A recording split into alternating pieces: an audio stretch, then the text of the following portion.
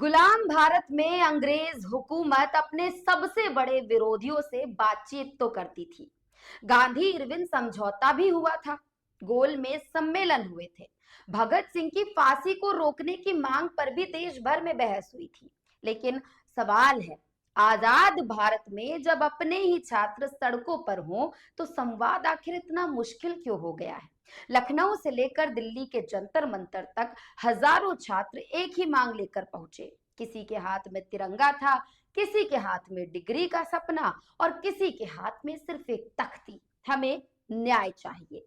लेकिन इन आवाजों के जवाब में क्या मिला? बैरिकेड मिली, पुलिस ने लाठी चार्ज किया, वो सहना पड़ा, आंसू गैस के गोले और एक लंबा इंतजार।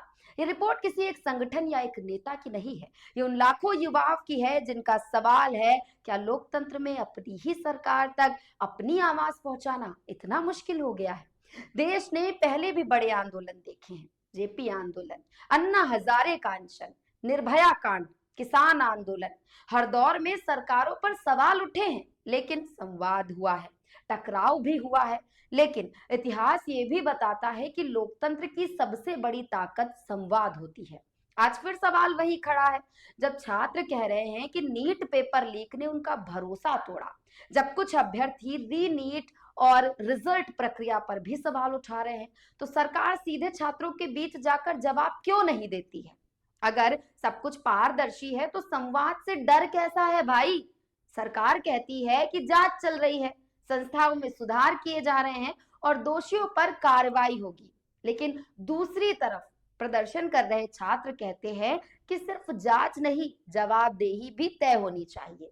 यहीं से राजनीति शुरू होती है, क्योंकि आंदोलन अब सिर्फ एक परीक्षा का नहीं रह गया है, ये भरोसे का आंदोलन बन गया है। और सबसे बड़ा सवाल शिक्षा मंत्री धर्मेंद्र प्रधान को लेकर है। जब पूरे आंदोलन की सबसे बड़ी मांग उनका इस्तीफा है तो सरकार चुप क्यों है? क्या सरकार को लगता है कि समय के साथ गुस्सा ठंडे बस्ते में चला जाएगा, या फिर सरकार ये संदेश देना चाहती है कि वो किसी भी आंदोलन के दबाव में फैसला नहीं लेगी?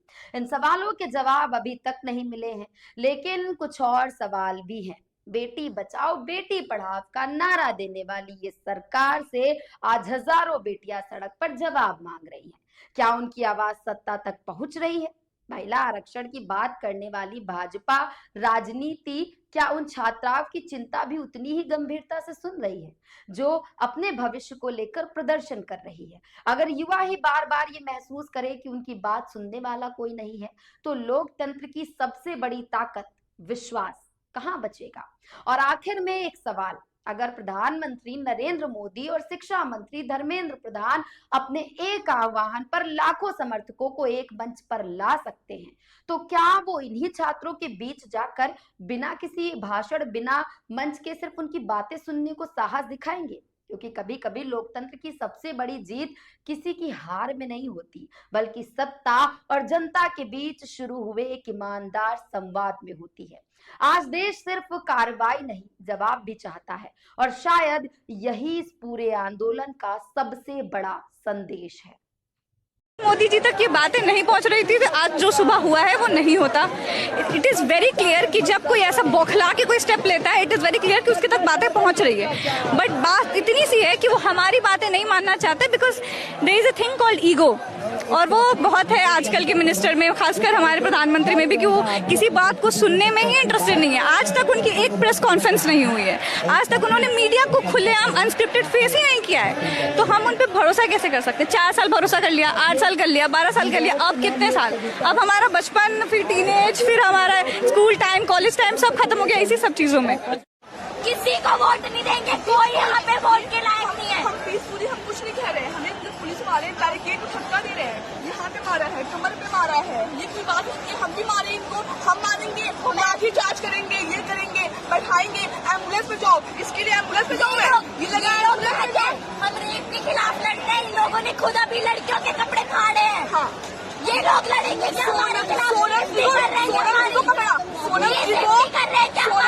पकड़ा जो क्रिमिनल से उनको नहीं पकड़ते इतनी जल्दी, वो उनके लिए आवाज नहीं उठा रहे। आज हम मार्च करने आ गए तो ये लोग आवाज उठाएंगे। इन्होंने कपड़े फाड़े, मार रहे हैं वो पुलिस वाले ही, जल्लाद